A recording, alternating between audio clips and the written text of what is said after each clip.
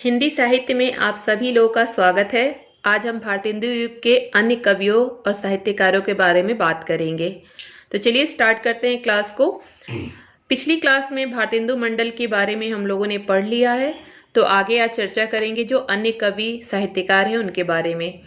तो स्टार्ट करते हैं लाला श्रीनिवास दास से। लाला श्रीनिवास दास जी का जन्म 1850 ईस्वी में हुआ था। यह मथुरा से थे पर ज़्यादा समय दिल्ली में व्यतीत किए। ये हिंदी साहित्य के उपन्यासकार और बेहतरीन नाटककार थे। हिंदी, उर्दू, संस्कृत, फारसी व अंग्रेजी के जानकार भी थे।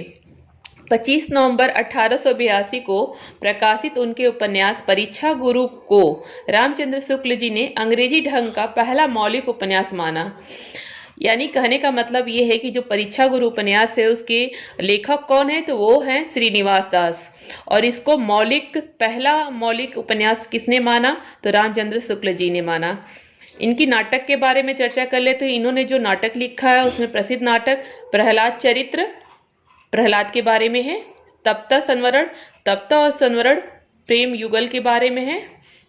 रणधीर और प्रेम मोहिनी, ये रोमियो और जूलियट की कहानी की तरह ही है। रणधीर और प्रेम मोहिनी 1877 ईस्वी में इन्होंने लिखा था। अगला है संयोगिता स्वयंवर। संयोगिता स्वयंवर नाम से ही जैसे पता चल रहा है किसके स्वयंवर के बारे में है। तो ये इनके नाटक हैं जो बहुत चर्चित हैं। एग्जाम्स में यहाँ से क्वेश्चन जरूर बनते हैं। ठीक है, तो आगे बात करते हैं। इन्होंने एक पत्रिका का संपादन भी किया जो बहुत प्रसिद्ध है, सदादर्श पत्रिका। सदादर्श पत्रिका जो संपादक हैं ये लाला श्रीनिवास दास, ये दिल्ली से संपादित करते थे और सन है 1874 ईस्वी। और ये सब योगदान देते देते इनका देहांत जो है 1907 ईस्वी में हो गया। दिल्ली में ही आखिरी वक्त व्यतीत किया इन्होंने। अगला हम बात करते हैं बाल मुकुंद गुप्त के बारे में। बाल मुकुंद गुप्त का जो जन्म है वो 14 नवंबर यानी चिल्ड्रंस डे के दिन हुआ है। 14 नवंबर 1865 ईस्वी में गुड़ियाना गांव, जिला रेवाड़ी, हरियाणा में इनका जन्म हुआ था। यानी ये बिलोंग करते हैं हरियाणा राज्य से।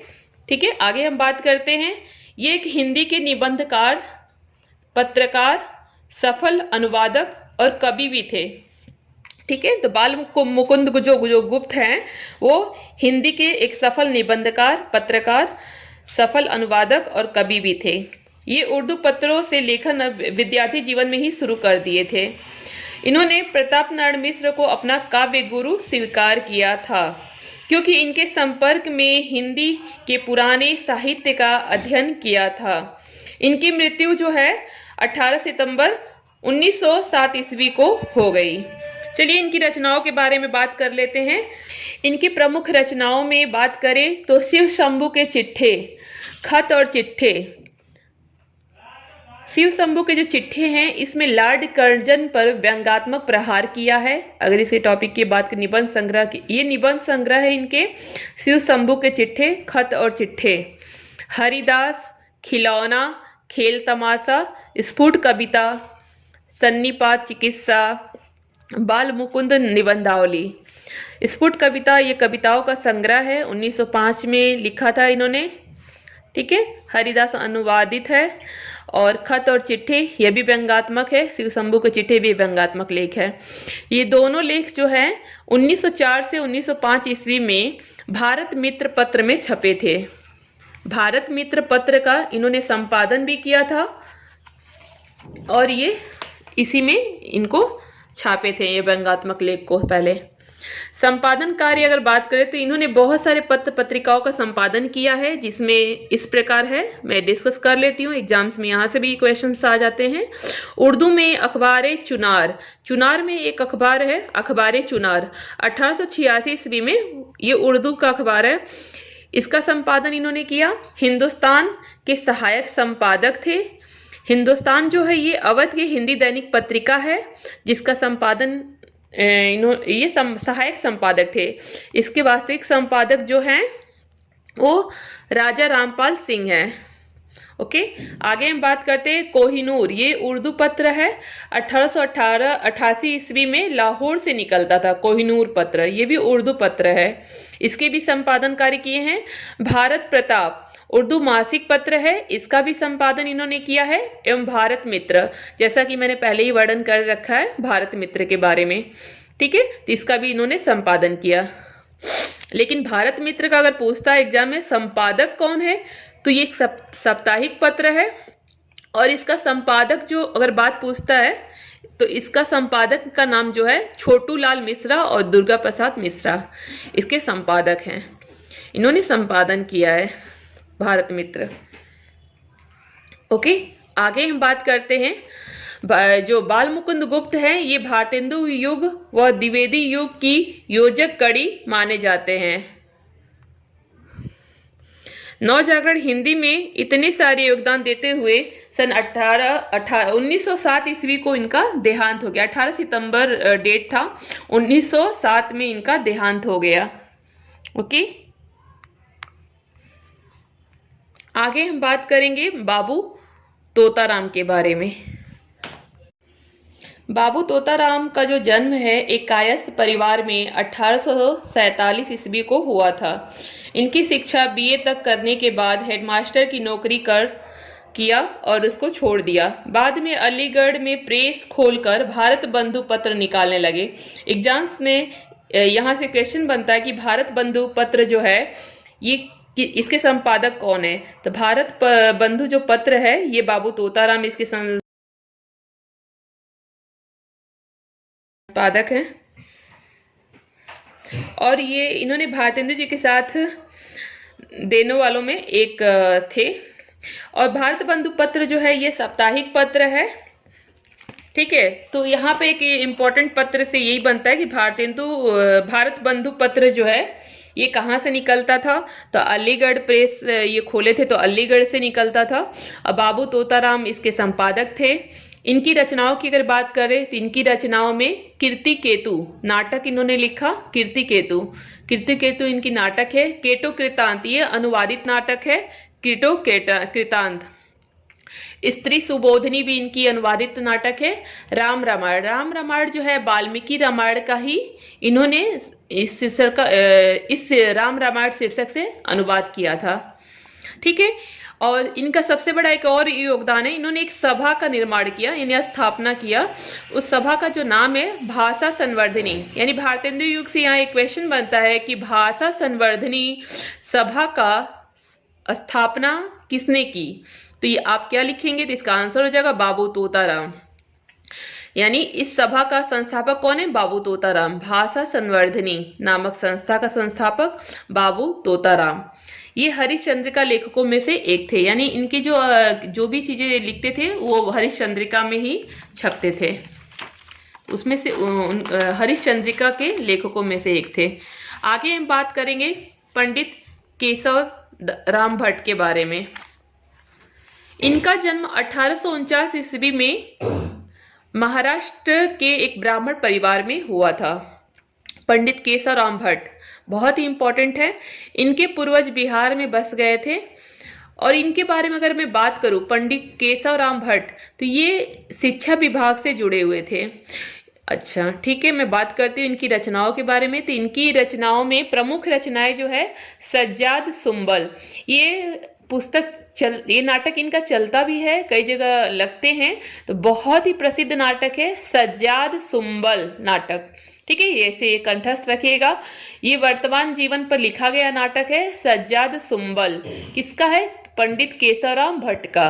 दूसरा है शमशाद शौसन, ये भी नाटक है इनका शमशाद शौसन। ये दो नाटक इनका बहुत ही प्रमुख है, इसे लर्न कर लीजिएगा, समझ लीजिएगा, टाइम मिले तो पढ़ भी सकते हैं, ठीक है। पंडित केशवराम भट्ट का इनका एक योगदान है जो बहुत ही उल्लेखनीय है, जो एग्जाम्स में पूछे यहाँ से भी जाते हैं। तो इनके द्वारा 1872 ईस्वी में बिहार बंधु नामक पत्र, बिहार बंधु मतलब बिहार का तो है लेकिन बिहार बंधु नामक पत्र बिहार प्रांत से निकाला गया था। समझ में तो आ ही गया होगा। तो मैं ये कहना चाहूँगी कि जो बिहार बंधु पत्र है इसका संपादक कौन है, तो पंडित केशवराम भट्ट। और एग्जाम से पूछे जाते हैं। और बिहार का पहला पत्र कौन सा है, तो भी बिहार बंधु ही है, यानी पंडित केशवराम भट्ट जो हैं बिहार का प्रथम पत्र का संपादन किए थे। बिहार से। 1874 ईस्वी में बिहार बंधु प्रेस खोला गया था। अगर बिहार बंधु प्रेस पूछा जाए कि किस सन में खोला गया था तो 1874 ईस्वी में। और इनकी जो मृत्यु है वो 1904 ईस्वी में हो गई। ठीक है, तो आगे हम बात करते हैं काशीनाथ खत्री के बारे में। काशीनाथ खत्री, इनका जन्म 1849 ईस्वी में आगरा उत्तर प्रदेश में हुआ था। 1849 ईस्वी में काशीनाथ खत्री, जो हिंदी के, अगर इनका योगदान की बात करें तो ये उन लोगों में से थे जो हिंदी के बुरे दिनों में खड़े हुए थे। यानी जब हिंदी की स्थिति अच्छी नहीं थी उस कार्य में इन्होंने बहुत योगदान दिया। उस बुरे वक्त में ये खड़े थे और लिखते थे। ये सिरसा जिला इलाहाबाद, सिरसा जो है इलाहाबाद के पास है। ठीक है, सिरसा एक गाँव है, जिला इलाहाबाद के हेडमास्टर नियुक्त हुए थे। 12 वर्ष तक रहे यहाँ पर, उसके बाद फिर चले गए थे, लेकिन जीवन के अंतिम पड़ाव में फिर आके सिरसा रहने लगे इलाहाबाद में। और 9 जनवरी 1891 ईस्वी में इनकी मृत्यु हो गई। और इनको सूजन की बीमारी हो गई थी, जिसके कारण 1891 में इनकी मृत्यु हो गई बीमारी के कारण। विशेष में अगर देखा जाए तो काशीनाथ खत्री जो है नीति धर्म समाज स्वदेश हित पर ही लिखने की ओर इनका ध्यान अधिक था। यानी इनकी जो लिखने का जो मुख्य विषय था वो नीति धर्म समाज और स्वदेश हित पर ही था। ठीक है, आगे हम बात करते हैं तो भारतवर्ष की विख्यात स्त्रियों के चरित्र, भारतवर्ष की विख्यात स्त्रियों के चरित्र, इनकी रचना जो है उस पर इनको पारितोष भी मिला था। ठीक है, इनकी कुछ प्रमुख रचनाएं हैं जिनका हम यहाँ पर विवरण दे देते हैं। तो ग्राम पाठशाला और निकृष्ट नौकरी, ग्राम पाठशाला और निकृष्ट नौकरी, इस नाम से एक नाटक लिखा। ये सबसे पहले हरिश्चंद्र चंद्रिका में छपा था। ठीक है, ये पूरा नाम है ग्राम पाठशाला और निकृष्ट नौकरी, ये नाटक है। दूसरा जो इनकी प्रमुख कृति है वो बाल विधवा संताप नाटक है, बाल विधवा संताप। ठीक है, तीसरा जो इनका है वो है तीन ऐतिहासिक। इसके अंदर 3 रूपक है। सिंधु देश की राजकुमारियां पहला, दूसरा है गुन्नौर की रानी और तीसरा है लव जी का स्वप्न। 3 ऐतिहासिक में किसका ऐतिहासिक वर्णन है तो सिंधु देश की राजकुमारियों का वर्णन है, गुन्नौर की रानी और तीसरा लव जी का स्वप्न। ठीक है, आगे हम बात करते हैं तो हम बात करेंगे कार्तिक प्रसाद खत्री के बारे में। ये भी भारतेंदु युग के साहित्यकार हैं, कार्तिक प्रसाद खत्री। ये हिंदी साहित्यकार जिनका जन्म 1851 ईस्वी में हुआ था। हिंदी के प्रसिद्ध ऐतिहासिक पत्रिका, आपने नाम सुना ही है, बहुत बार सुना है, स्वरसती, इसके प्रथम संपादक मंडल के सदस्य थे। तो एग्जाम्स में क्वेश्चन इस तरह आता है कि जो आपका स्वरसती पत्रिका है, स्वरसती पत्रिका, ठीक है, तो उसके प्रथम संपादक मंडल में कौन कौन सदस्य थे, या ये पूछेगा और कॉलम में ये दे देगा, कई सारे नाम दे देगा कवियों साहित्यकारों के, और पूछेगा कि प्रथम संपादक मंडल के इनमें से कौन सदस्य है। ठीक है, तो उसमें नाम कार्तिक प्रसाद खत्री का भी हो सकता है और 3 ऑप्शन वो होंगे जो नहीं होंगे, तो आपके आंसर हो जाएंगे कार्तिक प्रसाद खत्री। ठीक है, आगे हम बात करते हैं संपादन कार्य, इनके कौन कौन पत्र पत्रिकाओं का संपादन किया। तो उसमें है हिंदी दीप्ति प्रकाश, ये कलकत्ता से निकलता था, इसका संपादन इन्होंने किया था 1872 में कलकत्ता से। ठीक है, अगला इन्होंने संपादन भारत जीवन, ये भी पत्र है भारत जीवन, इसका भी इन्होंने संपादन किया। स्वरसती, इसका भी संपादन किया, अभी मैंने बताया आपको, स्वरसती का भी संपादन कर रखे हैं। और प्रेम विलासिनी, इसका भी संपादन कार्य इन्होंने किया है। इनकी प्रमुख रचनाओं के बारे में बात करते हैं तो बहुत सारी रचनाएं इन्होंने लिखा है, लेकिन मेरी दृष्टि से जो मुझे लगा कि आपको जानना चाहिए एग्जाम की दृष्टि से, तो उसमें इनकी एक हिंदी साहित्य में अगर बात करें तो जीवनी का जो उत्कृष्ट रूप इन्होंने प्रेजेंट किया, इससे पहले वो नहीं दिखता है। यानी जीवनी का जो सूत्रपात है इन्हें कार्तिक प्रसाद खत्री को आप कह सकते हैं जीवनी लिखने का। तो इन्होंने जो जीवनी लिखी है वो 3 लोगों की जीवनी लिखी है जो बहुत ही उल्लेखनीय है। पहला है अहिल्याबाई का जीवन चरित्र, दूसरा है छत्रपति शिवाजी का जीवन चरित्र और तीसरा है मीराबाई का जीवन चरित्र। और कार्तिक प्रसाद खत्री जो है कलकत्ता से पत्र पत्रिकाओं का उद्योग यानी बिजनेस करते थे निकालने का, बहुत कम उम्र में ही पत्र पत्रिकाओं का बिजनेस किया था। ठीक है, तो आगे हम बात करते हैं फ्रेडरिक पिंकार्ट के बारे में। नाम से ही लग रहा होगा कि इंडियन नहीं है। फ्रेडरिक पिंकार्ट पूरे भारतेंदु युग में एक यही है जो इंडियन नहीं है। ये इंग्लैंड से ताल्लुकात रखते थे। इनका जन्म जो है इंग्लैंड में हुआ था, जैसा मैंने कहा आपको, और वहाँ के निवासी थे, पर ये हिंदी के परम हितैषी थे। इंग्लैंड में ही रहते थे और इंग्लैंड में रहते हुए ये परम हिंदी के हितैषी थे। ओके, आगे बात करते हैं। लेखन एवं पत्र पत्रिकाएं संपादन कार्य भी किया, यानी लिखते भी थे और पत्र पत्रिकाओं का संपादन कार्य भी करते थे एवं हिंदी लेखकों को प्रोत्साहित भी करते थे लिखने के लिए। ओके, आगे हम बात करते हैं। भारतीय सिविल सेवा में हिंदी के प्रतिष्ठापन का योगदान इनको ही जाता है, यानी भारतीय सिविल सेवा में हिंदी की जो प्रतिष्ठा है वो कहीं ना कहीं फ्रेडरिक पिंकार्ट का ही इसमें योगदान है। आगे बात करते हैं। इनका देहांत जो है 1896 में ईस्वी में हो गया, और सबसे बड़ी बात है कि इनका जो देहांत, उस समय ये इंडिया आए थे और इंडिया में लखनऊ में इनका देहांत हो गया 1896 ईस्वी में, और यहीं की मिट्टी में ये अंतिम विदाई ली, यहीं की मिट्टी में उनका अंतिम संस्कार हो गया। ओके, आगे हम बात करते हैं रचनाओं के बारे में। तो इनकी जो प्रमुख रचनाएं हैं वो उसमें है बाल दीपक और दूसरा है विक्टोरिया चरित्र। बाल दीपक जो है ये उस टाइम पे बिहार में जो पुस्तकें चलती थी स्कूलों में, उसमें ये बाल दीपक लगते थे। ठीक है, दूसरा है विक्टोरिया चरित्र।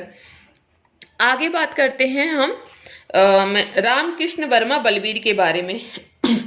रामकृष्ण वर्मा बलवीर नाम से ही ये प्रसिद्ध थे। इनका जो जन्म है 1859 ईस्वी में बनारस में हुआ था, और ये भारत जीवन प्रेस के संस्थापक थे। किस प्रेस के? भारत जीवन प्रेस के संस्थापक। इट मीन्स ये भी हो गया कि भारत जीवन के संपादक कौन है, तो भारत जीवन के संपादक जो है रामकृष्ण बलवीर है। एग्जाम्स में आपसे पूछा जा सकता है कि भारत जीवन पत्र के संपादक, साप्ताहिक पत्र था 1884 ईस्वी में। ठीक है, इसके संपादक कौन है? तो एग्जाम में क्वेश्चन में आपका ऑप्शन रहेगा रामकृष्ण वर्मा का, जो आपका सही होगा। रामकृष्ण वर्मा बलवीर भी लिखा जा सकता है और रामकृष्ण वर्मा करके भी आंसर मतलब क्वेश्चन आ सकता है। ठीक है, तो आगे हम बात करते हैं। ये अगर इनके बारे में थोड़ा और जाने तो इनके बारे में रामकृष्ण वर्मा जो है ये प्राचीन व लुप्त पुस्तकों को पुनः प्रकाशित भी करते थे। जो पुस्तकें प्रकाश में नहीं आ चुकी, क्योंकि पत्र पत्रिकाओं का आपने पढ़ा ही है कि भारतेंदु के युग में प्रेस की स्थापना हो चुकी थी, जिसकी वजह से पत्र पत्रिकाओं का प्रचलन बहुत तेजी से बढ़ गया था। उसमें बहुत सारे पत्र पत्रिकाओं छपती थी हिंदी को प्रोत्साहित करने के लिए।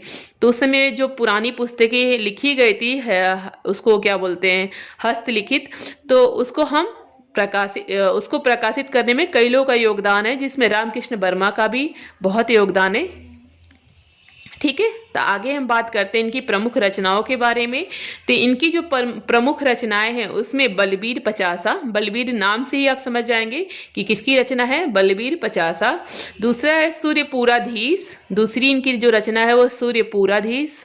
इनकी रचना तीसरी है समस्या पूर्ति। आपको भारतेंदु युग में ये बहुत कॉमन चीज़ है समस्या पूर्ति का भी। ठीक है, बहुत लोगों ने लिखा है अलग अलग नाम से। इनका तीसरा है समस्या पूर्ति। ओके, आगे हम बात करते हैं राव कृष्ण देव शरण सिंह गोप। राव कृष्ण देव शरण सिंह गोप। गोप का अगर मैं बात करूं तो गोप, ये जो नाम लगा हुआ है गोप, ये अहिर जाति को ही कहते हैं, लेकिन ज़्यादातर लोग नहीं जानते कि गोप जो है अहिर जाति का ही है। फिर भी मैं बता, ये उत्तर भारत में गोप नाम से जाना जाता है। अहिर जाति यदुवंशी जो होते हैं अहिर जात, इनको उत्तर भारत में गोप नाम से भी जाना जाता है। तो इससे पता चल रहा है कि राव कृष्ण देव शरण सिंह जो है उत्तर भारत के निवासी थे। इनकी जो कुछ प्रसिद्ध रचनाएं हैं उनकी हम बात कर लेते हैं जो एग्जाम से पूछे जाते हैं। तो पहला है प्रेम संदेश। ठीक है, प्रेम संदेश।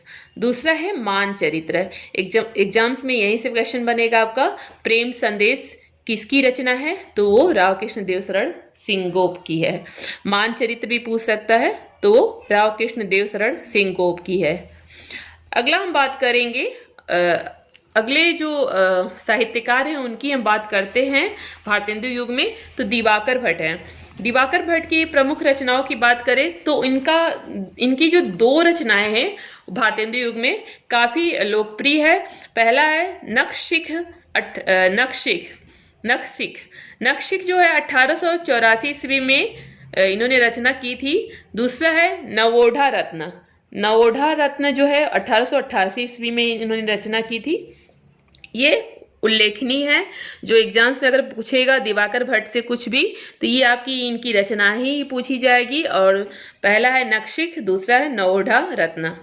ये आप लर्न कर लीजिए या समझ लीजिए, जैसे भी आपकी एग्जाम की दृष्टि से ये 2 चीज़ें इंपॉर्टेंट हैं इनकी, दिवाकर भट्ट की। आगे हम बात करेंगे राजेश्वरी प्रसाद सिंह प्यारे। ये भी भारतेंदु युग के साहित्यकार हैं और इनकी जो प्रमुख रचना है वो प्यारे प्रमोद। जब भी और नाम से ही पता चलेगा, प्यारे इनका देख ही रहे नाम है राजेश्वरी प्रसाद सिंह प्यारे के नाम से ही लिखा है प्यारे प्रमोद, तो आपको कंठस्थ हो गया होगा ये किसकी रचना है। ठीक है, तो यही एक प्रसिद्ध है इनकी रचना, जो एग्जाम अगर पूछना होगा इनसे तो यही पूछा जाएगा, इससे आगे कुछ नहीं आएगा। आगे हम बात कर लेते हैं गोविंद गिल्ला भाई। ओके, गोविंद गिल्ला भाई सरनेम से ही लग रहा होगा कि ये गुजरात से हैं, तो बिल्कुल सही समझ रहे हैं, गिल्ला भाई गुजरात से हैं। ठीक है, इनका जन्म 1848 ईस्वी में भावनगर गुजरात में हुआ था। ठीक है, ये जो है यानी गोविंद गिल्ला भाई, ये श्रृंगार और नीति विषयक कविताओं के लिए जाने जाते हैं। श्रृंगार और नीति विषयक कविताओं के लिए जाने जाते हैं। ठीक है, तो इनकी रचनाएं भी इसी पर आधारित होंगी, जाहिर सी बात है। तो चलिए इनकी रचनाओं के बारे में बात कर लेते हैं। इनकी जो प्रमुख रचनाएं हैं उसमें नीति विनोद, नीति आई गया सब, नीति विनोद, राधामुख सोडिशी श्रृंगारिक हो गया, नाम से ही पता चल रहा है। पावस पयोनिधि ये भी है, श्रृंगार सरोजिनी, षड ऋतु, समस्या पूर्ति प्रदीप। समस्या पूर्ति बहुत सारे लोगों ने किया है, तो समस्या पूर्ति प्रदीप करके जब आएगा तो ये नहीं गिल्ला भाई की है, ये याद रखिएगा, बहुत ही इंपॉर्टेंट है समस्या पूर्ति प्रदीप गिल्ला भाई की। तो आपकी जो इनकी रचनाएं हैं वो नीति विनोद, राधा मुख सोडिसी, पावस पयोनिधि, श्रृंगार सरोजिनी, षड ऋतु, समस्या पूर्ति प्रदीप, इनकी ये सब रचनाएं काफ़ी उल्लेखनीय है। और इनका जो देहांत है वो 1926 ईस्वी में हो गया था। दुर्गा दत्त के बारे में बात कर लेते हैं नेक्स्ट। तो दुर्गा दत्त व्यास जो है, नाम से ही पता चल रहा होगा कि व्यास, दुर्गा दत्त, तो दुर्गा दत्त व्यास जो है अंबिका दत्त व्यास के पिता हैं। ये भी भारतेंदु युग के कवि हैं, गिने जाते हैं। और भारतेंदु युग में भारतेंदु मंडल के कवि हैं अंबिका दत्त व्यास। ठीक है, तो हम दुर्गा दत्त के बारे में बात कर लेते हैं। इनका जन्म जो है जयपुर में हुआ था, बाद में ये बनारस आकर बस गए और ये ब्रज भाषा के कुशल एवं सरस कवि थे। किसके? ब्रज भाषा के कुशल एवं सरस कवि थे। इनके पुत्र का नाम तो आपको पता ही चल गया है कौन है। इनकी जो प्रमुख कृति अगर बात करें तो इनका एक कृति है, बहुत सारे लिखे हैं लेकिन उनकी जो एक प्रसिद्ध कृति है जो भारतेंदु युग में पूछी जाती है अगर कुछ, तो अधमोद्धार शतक 1872 में इन्होंने लिखा था, अधमोद्धार शतक। ये याद रखिएगा, एग्जाम की दृष्टि से ये इंपॉर्टेंट है। अगला हम बात कर लेते हैं और ये आखिरी हैं भारतेंदु युग के मेरी दृष्टि में, महतो लज्जाराम शर्मा या मेहता लज्जाराम शर्मा, बात एक ही है, महतो मेहता दोनों, नाम से ही पता चल रहा होगा ये भी गुजरात से बिलोंग करते हैं।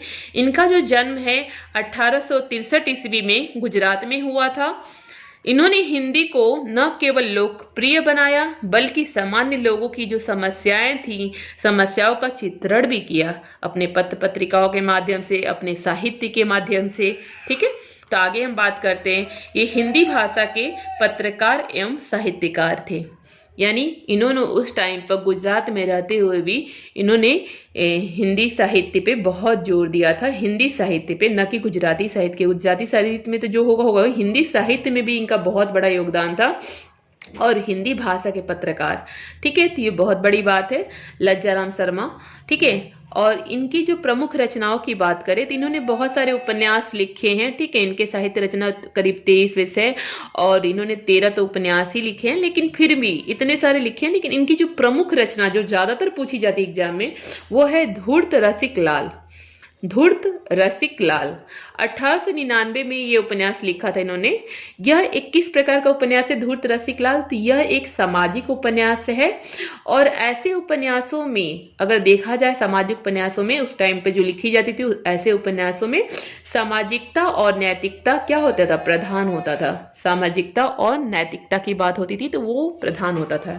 ठीक है, तो यहीं पर आपका भारतेंदु युग के जो अन्य कवि हैं और भारतेंदु मंडल का आप पढ़ रखे हैं पहले से, और आपने भारतेंदु हरिश्चंद्र की भी क्लास ले रखे हैं, तो यहाँ पर आपका कंप्लीट भारतेंदु युग जो है, आधुनिक काल में भारतेंदु युग पूरा कंप्लीट हो गया हमारी तरफ से।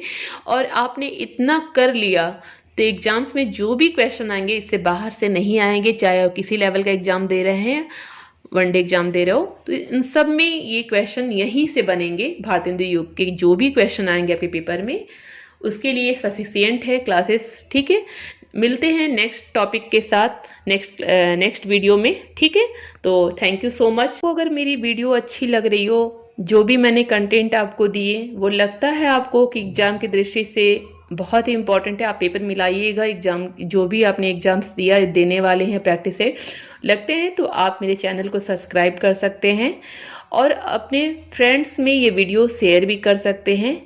आपका भी भला होगा, उन बच्चों का भी भला होगा, और ऐसा करते हैं तो उसके लिए बहुत बहुत धन्यवाद आप लोगों को। Thank you.